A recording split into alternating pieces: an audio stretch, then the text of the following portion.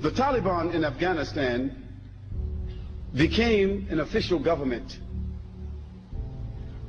after the defeat of the Russians.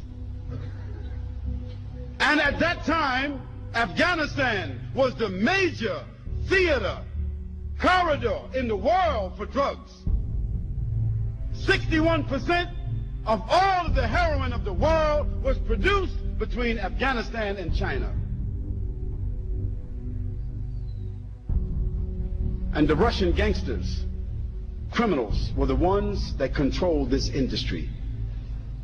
The North, the Northern Alliance, who themselves were related to the Russian gangsters, who were mostly Muslims who had adopted socialism, atheism, who themselves were criminals.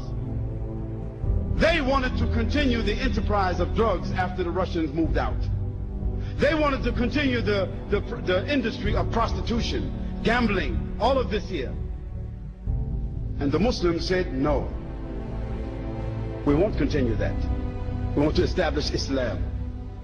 One of the groups that were insisting upon the Quran and the Sunnah were called the students. In the Arabic language, the students is Talib or Taliban.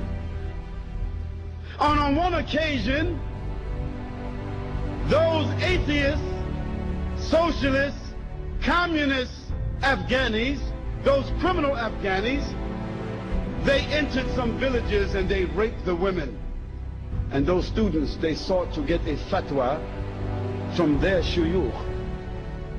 What should we do about these Muslims who did this act? Those scholars said they should be punished. They are criminals, and the hukum is to find them and kill them as criminals. Those students then took their weapons and gathered themselves together as a group and called themselves the Taliban, and they began to seek the honor of those women who were raped. And they went from village to village, town to town, until in a 2-year period of time, they conquered all of Afghanistan. 2 years. They conquered all of Afghanistan. They were not sophisticated in their knowledge. They did not have universities. They did not have institutions. Even in most of Afghanistan, there was not a standing hospital. But they established what they called the Islamic Emirate of Afghanistan. The only standing Islamic Emirate in the world at that time. Yes, they were ragtag. They were not sophisticated. But they had honor and love for Allah subhanahu wa ta'ala inside their hearts.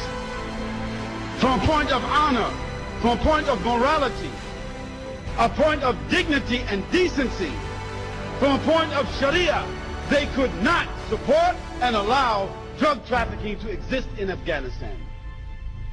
So what did they do? They began to punish those who held drugs, those who sold drugs, and they began to imprison those that used drugs. Then they gave an option to the farmers who were the growers of poppies in Afghanistan, the major crops for drugs, isn't it? They told them, we will give you the land where you are growing the poppies. You take the land, but you must grow another crop. You must grow a different crop. But if you don't grow another crop, then we will bury you on that land.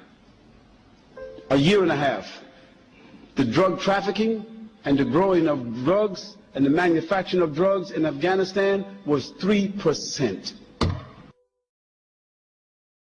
We begin with breaking news this morning out of Afghanistan. At least 34 people are killed in a suspected suicide bombing in Peshawar late Sunday. A suicide bomber struck a mosque in northwest Pakistan, killing 50 and leaving around 80 injured. Now we know that also hundreds or 250 people. Jenna, it's believed of the casualties are either women and children, so 10 children according to the government. Wednesday was the first day of Ramadan, and that was the day they chose to attack a mosque in Asadabad with a rocket-propelled grenade. Chaos and carnage after a bomb rips through a bustling market.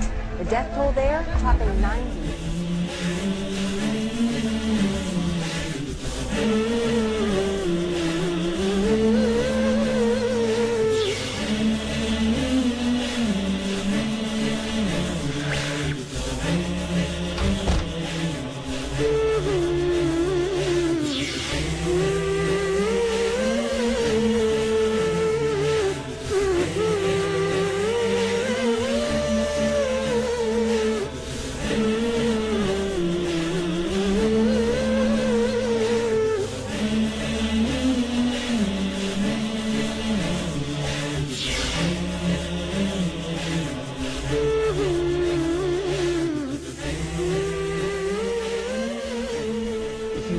Destroy an area.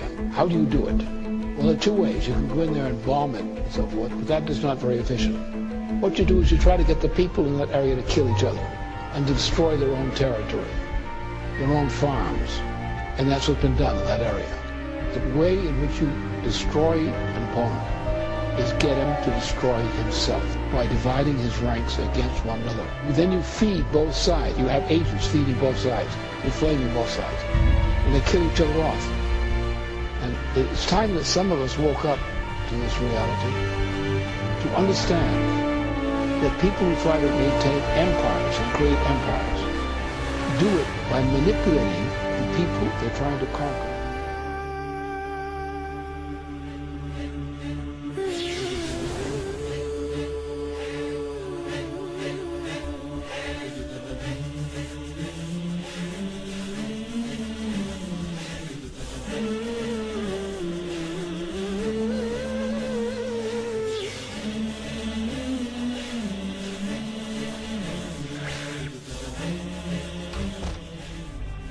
They were dressed up with fake turbans and beards running around shooting at police and others, posing as Islamic extremists. And I had Ray McGovern, a high-level CIA, for those that don't know, advisor to Ronald Reagan and George Bush Sr., and he said day one when it happened, and months later it came out he was right, but he said from sources in Iraq, they blew up the Golden Mosque, in 2005, to get the Shiites and Sunnis killing each other. I mean, this is the British great game of divide and conquer.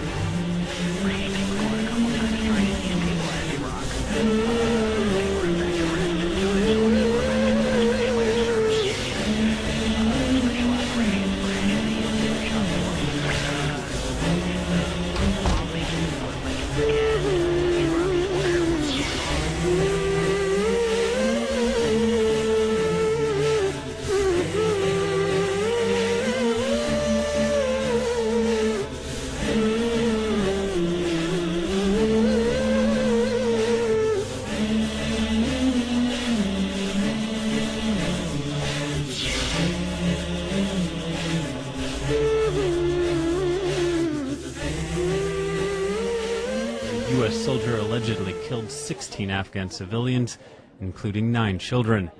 The soldier attacked 3 houses and villages just 500 meters off a NATO military base. He brought my 7-year-old grandchild into this room and killed him in front of me. He put the barrel of his rifle in my daughter's mouth and dragged her by her hair outside.